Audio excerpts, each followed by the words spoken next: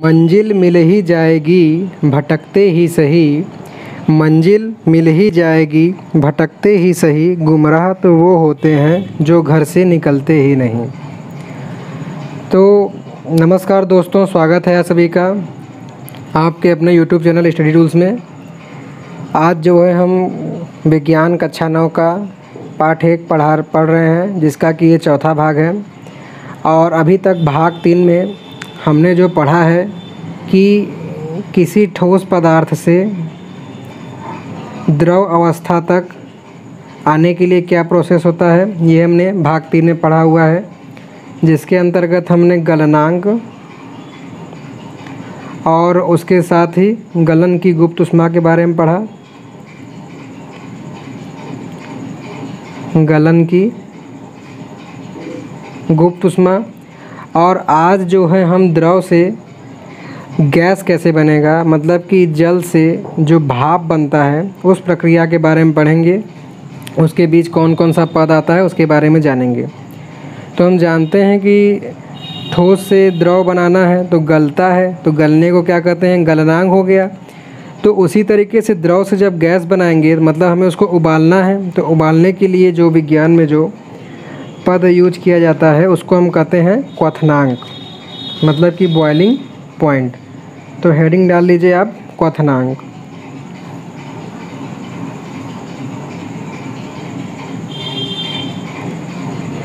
जिसको कि इंग्लिश में कहते हैं बॉइलिंग पॉइंट,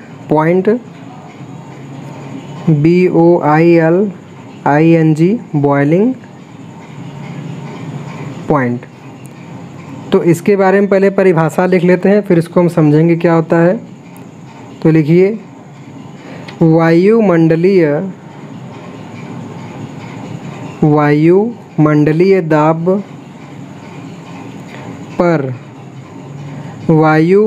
दाब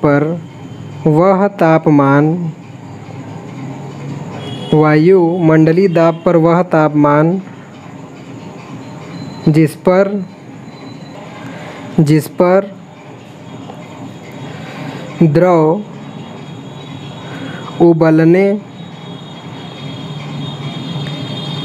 द्रव उबलने लगता है, इसका क्वथनांक कहलाता है। मतलब कि वायुमंडलीय दाब, मतलब कि हम जैसे घर वगैरह में रहते हैं तो उस समय जो हमको प्रेशर हमारे ऊपर लगता है, वह दाब पर जब हम किसी जल को मान लीजिए आग की तौर पर अगर गैस पर ही रखते हैं तो वह जिस तापमान पर उबलने लगेगा वो उसका जो है क्या कहलाएगा, क्वथनांक कहलाएगा। मतलब कि द्रव से गैस बदलने के लिए क्या टर्म आता है, क्वथनांक।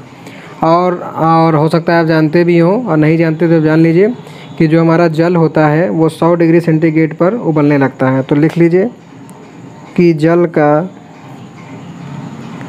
क्वथनांक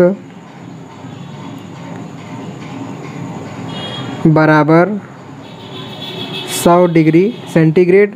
और अगर इसको हम स्टैंडर्ड रूप में लिखेंगे तो हम जानते हैं कि इसको हमें केल्विन में बदलना पड़ेगा।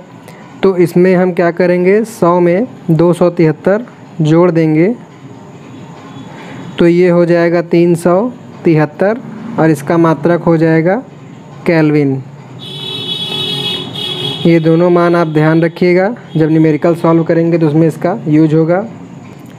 अब जैसा कि हम जानते हैं कि ये तो हो गया जल का क्वथनांक, मतलब कि जल उबलने लगेगा। जैसे हम मान लेते हैं कि इस बर्तन में अगर हमारा जल भरा हुआ है और इसको हमने 100 डिग्री सेंटीग्रेड तक ऊष्मा दी, तब ये उबलना जो है शुरू हो गया। लेकिन 100 डिग्री पाते मान तुरंत ही जो है ये मतलब कि उड़ के वाष्प नहीं बन जाएगा। इसको हमें कुछ देर तक ऊष्मा देनी पड़ेगी, जब तक कि ये पूरा पानी भाप बनकर ना उड़ जाए। तो ये भाप बनकर कब उड़ेगा, जबकि ये मतलब कि इसका जो ये गुप्त ऊष्मा रहेगी वो पूरा 100 डिग्री सेंटीग्रेड तक उबल के वाष्प में ना बदल जाए। मतलब कि अगर आपने भाग 3 देखा होगा तो आपने देखा होगा कैसे हम ठोस, जैसे बर्फ़ है तो बर्फ़ को अगर ये गलना शुरू होता है तुरंत ही जो द्रव नहीं बन जाता, वो धीरे धीरे धीरे उसी तापमान पर हम ऊष्मा देते रहते हैं तो ये जो है ठोस से द्रव पानी में बदल जाता है। तो उसी तरीके से 100 डिग्री सेंटीग्रेड तापमान पे हम जो है लगातार इसको ऊष्मा देते रहेंगे तो ये उबल जाएगा। तो अब बात ये आती है कि जो ये 100 डिग्री सेंटीग्रेड तापमान, जैसे मान लीजिए अगर हम 5 मिनट तक गर्म कर रहे हैं पानी को, आप 5 मिनट पानी खौल के एकदम भाप बनने लगा, उसके ऊपर आप बर्तन रख देंगे तो पानी की बूंदें उस पर आ जाएंगी। तो 5 मिनट तक जो हमने ऊष्मा दिया वो गया कहाँ, क्योंकि पानी का तापमान तो 100 डिग्री रहेगा, उससे ज़्यादा होगा नहीं, क्योंकि गैस हमने उसी चाल पे जो चालू किया हुआ था तेज़ करके, उससे तेज़ तो पानी होगा नहीं। तो जैसे यहाँ पर ठोस से द्रव बदलने के लिए जो ऊष्मा ख़त्म हुई थी उसको हम गलन की गुप्त ऊष्मा कहते हैं। तो उसी तरीके से द्रव से गैस में बदलने के लिए जो ऊष्मा ख़त्म होगी उसको हम कहेंगे, क्योंकि वाष्प बन रहा है तो इसको हम कहेंगे वाष्पीकरण की गुप्त ऊष्मा। तो अब आप हेडिंग डाल लीजिए, वाष्पीकरण की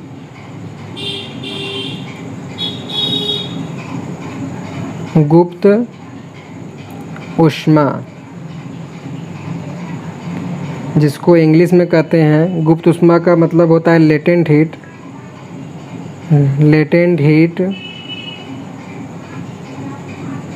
ऑफ, वाष्पीकरण को कहते हैं वेपराइजेशन।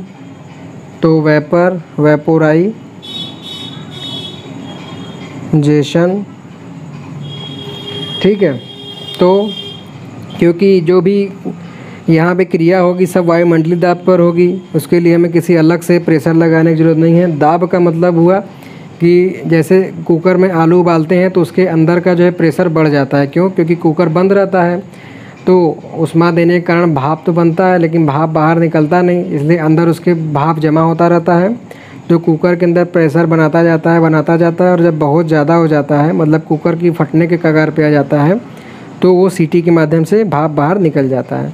लेकिन यहाँ पर ऐसा कोई घटना नहीं हो रहा है, तो यहाँ जो भी क्रिया हो रही है वो सब वायुमंडलीय दाब पर हो रही है। तो इसका हम परिभाषा लिखेंगे, वायुमंडलीय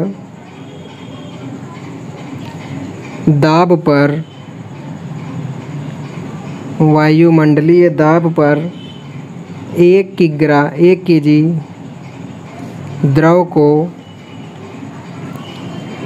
केजी द्रव को उसके क्वथनांक, मतलब कि 100 डिग्री टेम्परेचर पर ही उसके क्वथनांक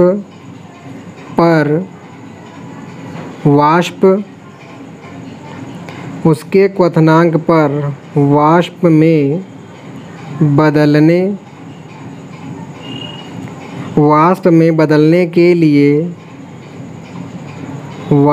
में बदलने के लिए जितनी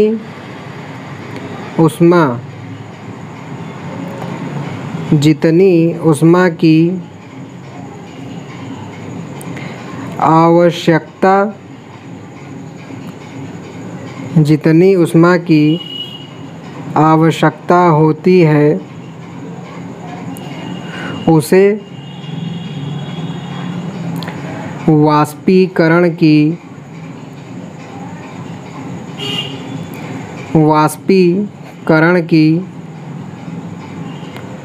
गुप्त ऊष्मा कहते हैं। मतलब कि इसको एक बार समझ लेते हैं कि किसी द्रव को उसके क्वथनांक पर, मतलब कि जो उसका टेम्परेचर पॉइंट है उबलने वाला बॉइलिंग पॉइंट पर, वायुमंडलीय दाब में द्रव से गैस अवस्था में बदलने के लिए जितनी ऊष्मा की आवश्यकता होती है उस ऊष्मा की मात्रा को हम क्या कहते हैं? वाष्पीकरण की गुप्त ऊष्मा। ठीक है। तो जैसा कि हमने तीसरे लेक्चर और चौथे लेक्चर में गलनांक, क्वथनांक, गलन की गुप्त ऊष्मा और आज हमने वाष्पीकरण की गुप्त ऊष्मा के बारे में पढ़ा है, तो उसको हम पहले एक छोटे से ग्राफ चित्र के माध्यम से समझ लेते हैं, जैसे हमारा रिवाइज हो जाएगा। तो क्या है, पहले हम ठोस अवस्था से किस में आ रहे हैं? द्रव अवस्था में। इसमें अवस्था बदलने के लिए जो ऊष्मा लग रही है उसको हम कहते हैं संलग्न की गुप्त ऊष्मा। और उसके बाद द्रव अवस्था से गैस अवस्था में आ रहे हैं और इसके लिए अवस्था परिवर्तन के लिए जिस ऊष्मा की आवश्यकता होती है उसको हम कहते हैं वाष्पीकरण की गुप्त ऊष्मा। और इस ठोस से द्रव में बदलने के लिए जो उसका तापमान रहता है उसको हम कहते हैं गलनांक। द्रव से गैस में बदलने के लिए जो उसका तापमान रहता है उसको हम कहते हैं क्वथनांक। अब देखिए परिभाषा में दोनों में क्या सेम है, वायुमंडलीय दाब, मतलब कि जो हमारे वातावरण के द्वारा लगाया गया दाब है। परिभाषा देखिए, किसी 1 किग्रा ठोस पदार्थ को उसके गलनांक व वायुमंडलीय दाब पर द्रव अवस्था में बदलने के लिए जितनी ऊष्मा की आवश्यकता होती है उसको हम संलग्न की गुप्त ऊष्मा कहते हैं। ये हो गया हमारा दोनों डेफिनेशन इसी में। ठीक उसी प्रकार 1 किग्रा द्रव को वायुमंडलीय दाब पर उसके क्वथनांक पर गैस अवस्था में बदलने के लिए जितनी ऊष्मा की आवश्यकता होती है उसे वाष्पीकरण की गुप्त ऊष्मा कहते हैं। तो इस तरीके से हमारा दोनों पॉइंट इसमें हो गया। लेकिन दोस्तों उसके बाद भी ये तो हमारा चक्र हो गया कि ठोस से द्रव और द्रव से गैस अवस्था में जाते हैं, लेकिन उसके बाद भी कुछ ऐसे पदार्थ होते हैं कि जो डायरेक्ट हम ठोस से बिना द्रव में बदले उन्हें हम गैस में बदल सकते हैं, मतलब कि ठोस से डायरेक्ट गैस में या फिर गैस से डायरेक्ट ठोस में। तो ऐसे कौन से पदार्थ होते हैं उनके बारे में जानते हैं और इस प्रक्रिया को क्या कहते हैं उसके बारे में। तो ये जो प्रक्रिया होती है उसका नाम है हिंदी में ऊर्ध्वपातन। उस प्रक्रिया को हम ऊर्ध्वपातन की प्रक्रिया कहते हैं, जिसका कि इंग्लिश में नाम है सब्लिमेशन।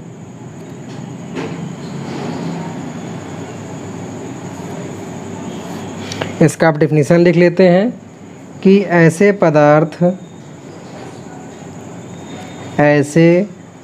पदार्थ जो द्रव अवस्था से द्रव अवस्था में परिवर्तित हुए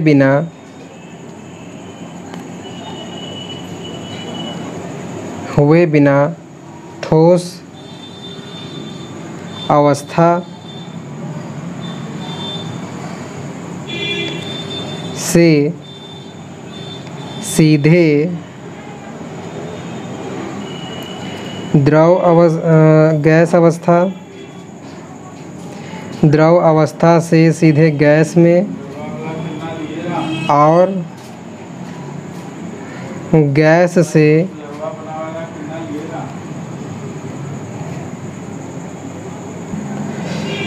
वापस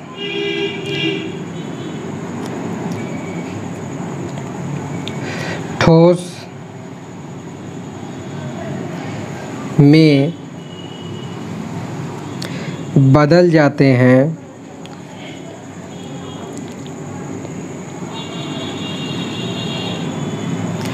मतलब कि ऐसे पदार्थ जो द्रव अवस्था से ठोस में जो ठोस अवस्था से गैस में और गैस से डायरेक्ट ठोस में बदली कर लेते हैं अपनी अवस्था की, बिना द्रव अवस्था में जाए।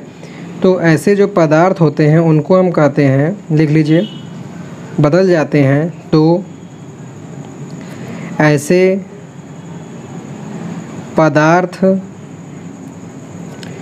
को ऊर्ध्वपातज तथा ये जो प्रक्रिया है तथा इस प्रक्रिया को ऊर्ध्वपातन,